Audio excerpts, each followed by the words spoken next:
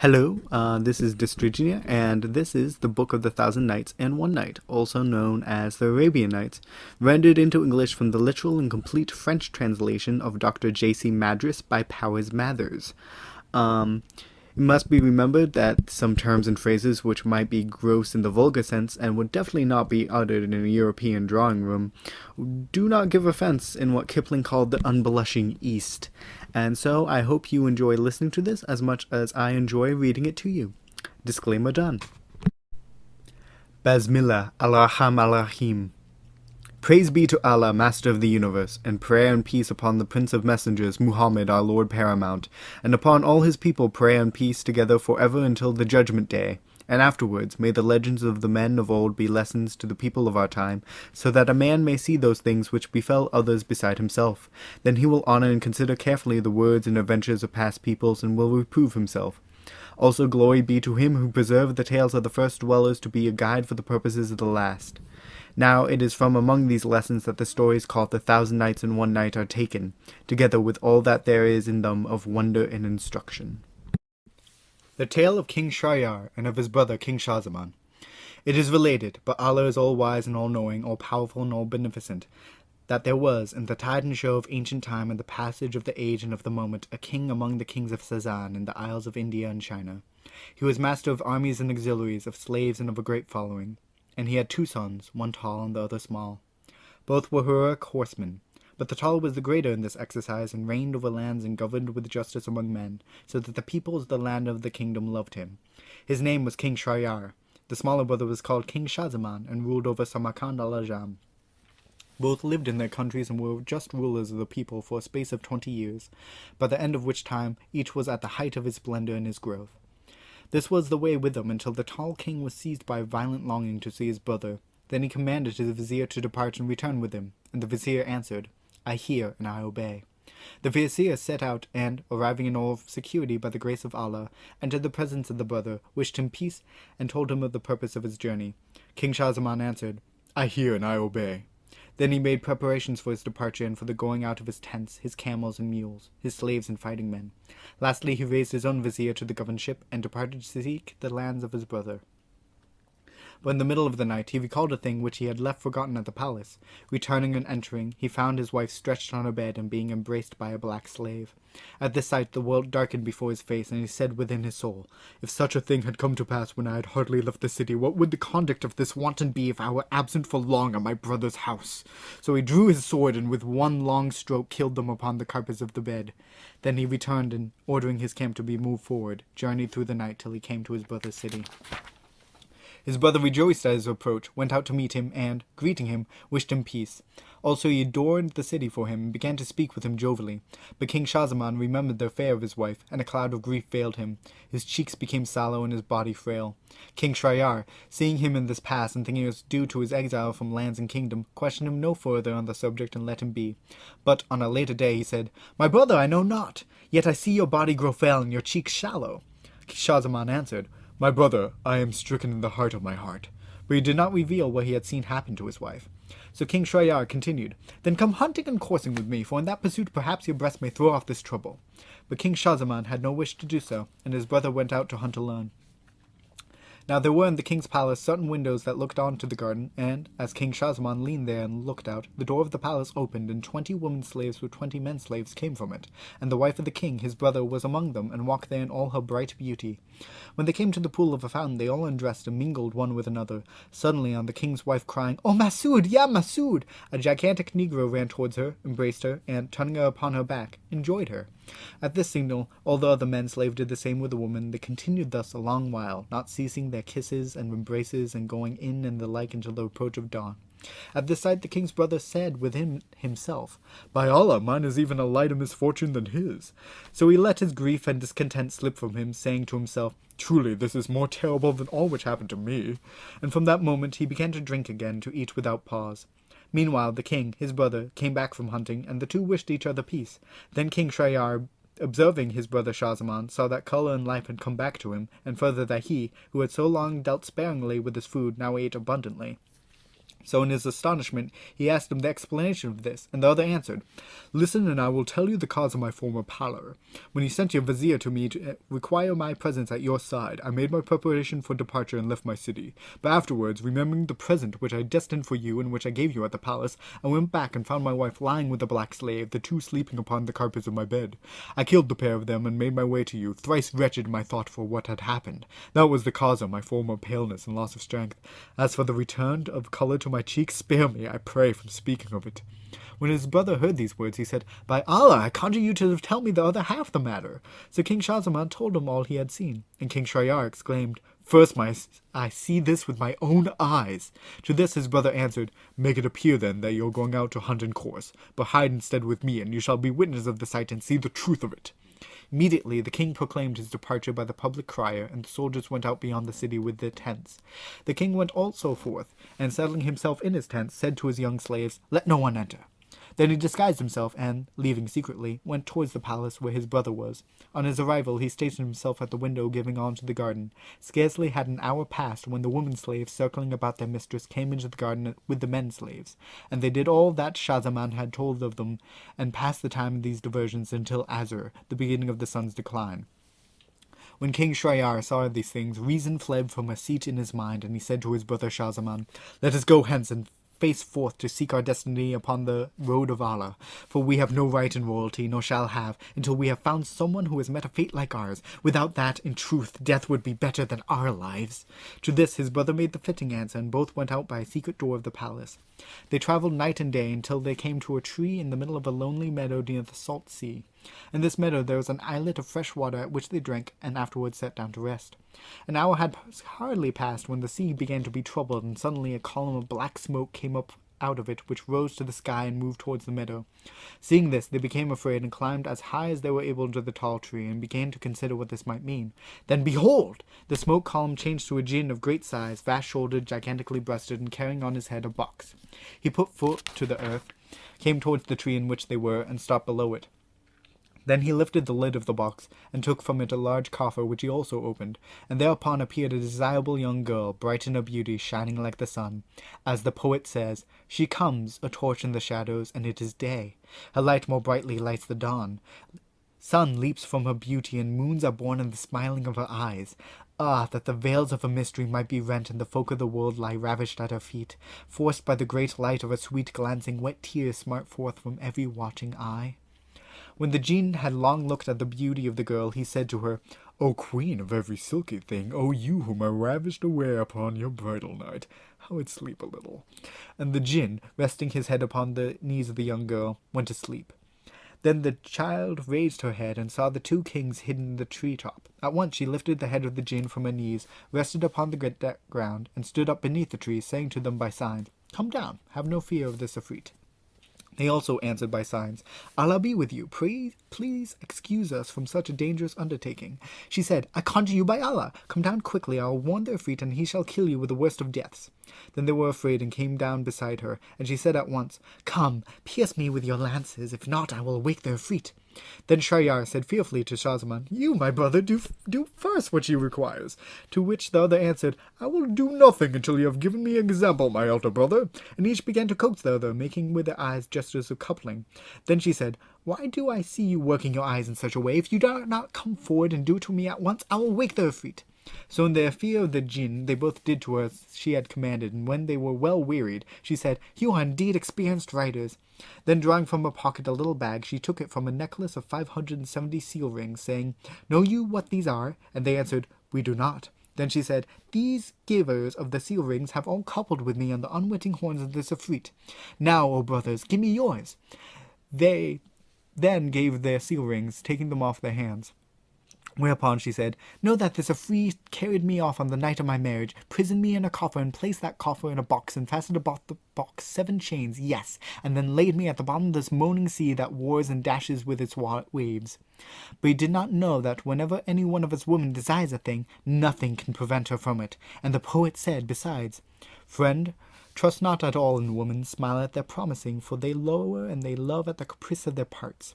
Filled to the mouth with deceit, they lavish a lying love, even when the very floss fringing their silks is faithless. Respect and remember the words of Yusuf. Forget not, Iblis worked all Adam's woe with one woman. Rail not, my friend, at this house at whom you are railing. My love not tomorrow will give places to madness. Say not, if I love, I'll escape the follies of loving, but rather only a miracle brings a man safe from among them. At these words the brothers marveled even to the limits of marveling, and said to each other, If this be a genie, and in spite of his power much more terrible things have happened to him than to us, it is an adventure which ought to console us. So at the same hour they left the young woman, and returned each to his own city. When King Shahryar entered his palace, he caused his wife's head to be cut off at the neck, and in the same way the heads of the slaves, both men and women. Then he ordered his vizier to bring him every night a young and virgin girl, whom he ravished, and, when the night had passed, caused to be slain. This he did for 3 long years, so that the people were all one cry of grief, one tumult of horror. They fled away with such daughters as remained to them, and in all the city there remained not one girl who retained the state to service for this assault.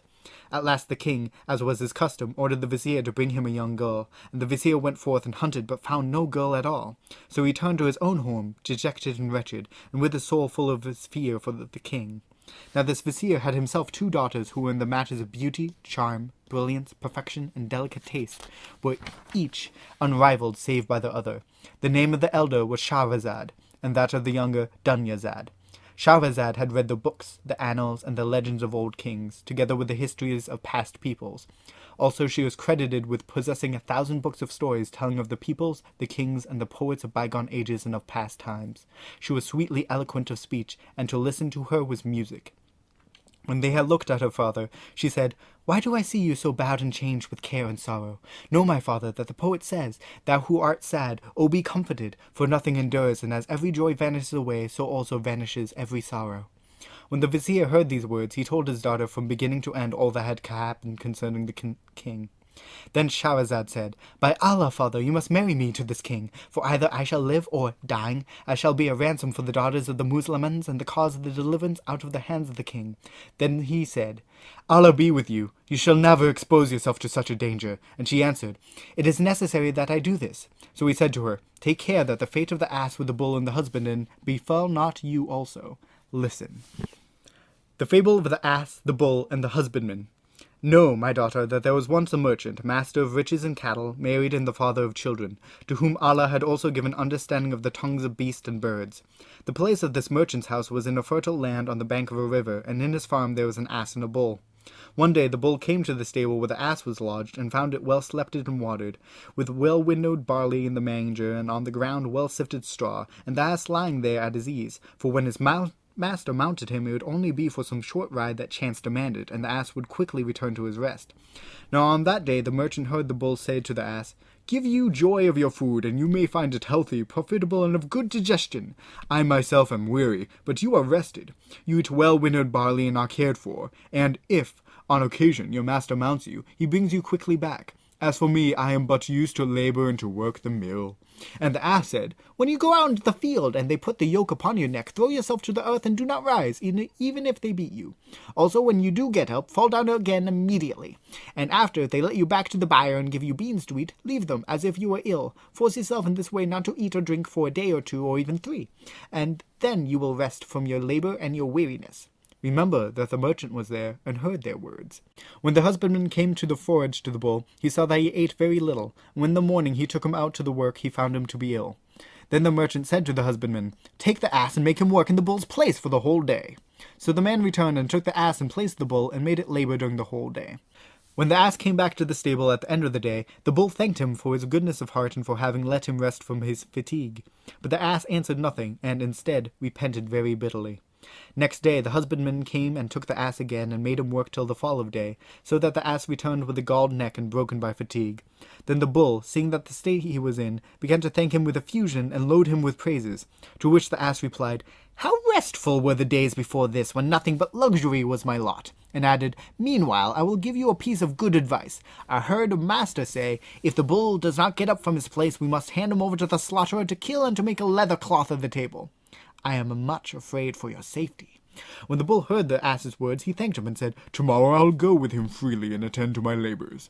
With that he began to eat, and swallowed all the forage, and even licked the bushel clean with his tongue. Remember, their master saw and heard all this.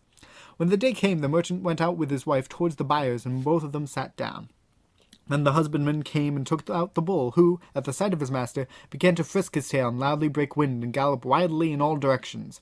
The merchant was seized with such a laughter that he rolled on his back. His wife asked, "What are you laughing at?" He answered, "At a thing which I have seen and heard, but which I must not tell you without dying." And she said, "You must tell me for the reason of your laughter, even if you have to die for it." He said, "I cannot tell you because I fear to die." Then she said, "I know, you are laughing at me." After this she did not cease to quarrel and confound him with wilful words until she drove him to great perplexity. Finally he made his children come to him and set to call the Cadi and witnesses, wishing to make his will before he should tell the secret to his wife and die. For he greatly loved his wife, since she was the daughter of his father's brother and the mother of his children, and since he had lived with her for 120 years. Further, he invited all his wife's relatives and the folk of the district, and, relating the story, told them how he would die on the instant of revealing his secret. Then all who were present said to the wife, "Allah be with you! Leave this matter on one side, lest your husband, the father of your children, die." But she answered, "I will never leave him in peace until he tells me, even if he has to die for it." So they stopped reasoning with her, and the merchant rose from among them and went by the side of the stable towards the garden, in order that he might first make his death ablution there, and then return to tell his secret and to die. Now the merchant had a valiant cock which could satisfy 50 hens, and also a dog. And he heard the dog calling to the cock and scolding it, saying, "Are you ashamed of being so gay when a master is on the point of death?" Then the cock answered the dog how this was so, and when the dog had told him this story, he exclaimed, "By Allah, our master is extraordinarily lacking in intelligence. I myself have 50 wives, and I succeed very well by contenting one and scolding another, while he, who has only one wife, does not know the way of even dealing with her. It is quite simple. He has but to cut himself some good mulberry twigs, go back in strength to his private room, and beat her until she either dies or repents. She will not importune him with any questions on any subject after that, I do assure you." So the cock spoke, and when the merchant heard him, light returned to his reason, and he resolved to beat his wife. Here the vizier paused in his story and said to his daughter Shahrazad, "It may be I shall do to you as the merchant did to his wife." She asked him, "What did he do?" And the vizier continued, "The merchant entered his wife's chamber, after having cut and hidden about him certain mulberry twigs, and called to her, saying, 'Come into my private chamber, that I may tell you my secret, out of sight of all, and then die.' So she entered with him, and he shut the doors of the private room, and fell upon her with redoubled blows until she swooned away. Finally, when she could speak, she cried, 'I repent, I repent!' and beginning to caress her husband's hands and feet, did repent in very truth. Afterwards she walked out with him, and all the relatives and those gathered there rejoiced. Happy and prosperous were the fortunes of them until all their deaths." Thus he spoke, and when Shahrazad, the vizier's daughter, heard her father's story, she said, "Even so, my father, I wish you to do what I have asked you." So the vizier, without insisting further, had the wedding garments of his daughter Shahrazad made ready, and then went to tell the matter to King Shahryar. Meanwhile, Shahrazad gave these instructions to her young sister. "When I am with the king, I will send to fetch you. Then when you have come, and when you see the king finish his act with me, you must say, 'Tell me, my sister, some of your stories, a marvel that the night may pass pleasantly. Then I will tell you tales which, if Allah wills, shall be the deliverance of the daughters of the Muslimans.'" After this the vizier, her father, came to take her, and went up with her into the presence of the king. And the king, being overborne with happiness, said to him, "Is the needful thing indeed present?" And respectfully the vizier answered, "Yes." And when the king wished to take the young girl, she began to weep, so they asked, "What ails you?" She answered, "O my king, I have a little sister, and I would say my farewells to her." So the king sent for the little sister, who came and threw herself upon the neck of Shahrazad, and lastly cowered down beside the bed. Then the king rose, and, taking the maiden Shahrazad, ravished her virginity. Afterwards they spoke together, and Dunyazad said to Shahrazad, "Allah be with you, tell us, my sister, some of your tales of marvel, that the night might pass pleasantly." And Shahrazad answered, "Gladly, and as a duty, if the great and courteous king permits." When the king heard these words, and being moreover unable to sleep, he was in no way averse to listening to the tale of Shahrazad. And Shahrazad, this first night, began the following tale. Here begin the 1,000 Nights and One Night. The Tale of the Merchant and the Ifrit. It has come to me, O auspicious king, that there was once a merchant of the merchants, master of many riches and of affairs of commerce in all lands. One day he mounted on horseback and left for certain places whither his business called him. As the heat became too vexing, he sat down under a tree, and putting his hand into his food bag, took from it a snack and also some dates. When he had finished eating the dates, he threw the stones to a distance, but suddenly an enormous Ifrit appeared, who approached him, brandishing a sword and crying, "Rise up, that I may slay you as you've slain my child!" On this the merchant asked, "How have I slain your child?" The other said, "When you threw the stones of the dates you had eaten, they struck my boy in the breast, and he died forthwith." Then said the merchant to the Ifrit, "No, O great Ifrit, thou art a believer and know not how to lie. Now I have many riches and children and a wife. Also I have at home deposits which may be trusted to me. Give me leave to go to my house, that I may render each his day due, and when I have done this, I will return to you. Indeed, when you have my promise and my oath, I will return to you forthwith. Then you shall do with me as you wish, and Allah is a witness of my words." So the genie had trust in the merchant and let him depart. The merchant returned to his own land, rid himself of his obligations, rendered each his due, and lastly revealed to his wife and his children the fate that had overtaken him. So they all, relations, women, and children, began to weep. Then the merchant made his will and rested with his folk until the year's end, after which, taking his winding sheet beneath his arm, he bade farewell to his nearest, to his neighbours, and to the folk of his house, and went forth, as it were, in spite of his nose. Then indeed was lamentation made, and grief cried over him. As for the merchant, he continued to journey until he came to the garden where he was due on the first day of the new year. Now, while he sat down to weep over his fate, behold, a venerable sheik came towards him, leading a gazelle by a chain. He saluted the merchant, wishing him a life of prosperity, and saying to him, "What is the reason of your staying alone upon this jinn-haunted spot?" Then the merchant told him of his adventure with the Ifrit. And the sheik, master of the gazelle, being greatly astonished, said, "By Allah, your faith, my brother, is indeed a rare faith, and your story is so prodigious that, were it only written with a needle on the inner corner of an eye, it would yet be a matter of reflection to the circumspect." Then he sat down by the merchant's side, saying, "By Allah, I shall certainly stay with you, my brother, until I have seen what happens between you and the Ifrit." So he stayed, conversing with the merchant, and beheld him swooning with fear and horror, a prey to deep sorrow and to stormy thoughts. Suddenly, as the master of the gazelle waited, there came a second sheik, who advanced towards them leading 2 dogs of greyhound breed, which were both black. He came up to them, wishing them peace and asking the reason of their stay upon that jinn-haunted spot. So they told him the story from beginning to end, but hardly had he seated himself when a third sheik came toward them, leading a bay-coloured she-mule, and he also wished them peace and asked them the reason of their stay. Again they told the story from beginning to end, but nothing is to be gained by repeating it in this place. In a little while a sand devil lifted and a great wind blew heavily, coming towards the middle of the grassland. Then the dust disappearing, the self-same genie appeared, a fine sharpened blade in his hand, and sparks of fire storming from his eyes. He came to them, and seizing the merchant from among them, said, "Come, that I may kill you as you've killed my child, who is the breath of my life and the fire of my heart." Then the merchant began to weep and lament, and the 3 sheiks who also set themselves most conspicuously to weep and groan and sob. But the first sheik, master of the gazelle, at last plucked up his courage and kissed the hand of the genie, saying, "O genie, O chief among the kings of the jinn and their crown also, if I relate to you the tale of myself and this gazelle, and it is such that you marvel at it, O grant me in return mercy for 1/3 of the blood of this merchant." The jinn answered, "Assuredly, O venerable sheik, if you tell me the story and I find it indeed extraordinary, I will grant you mercy for 1/3 of this blood." The tale of the first sheik.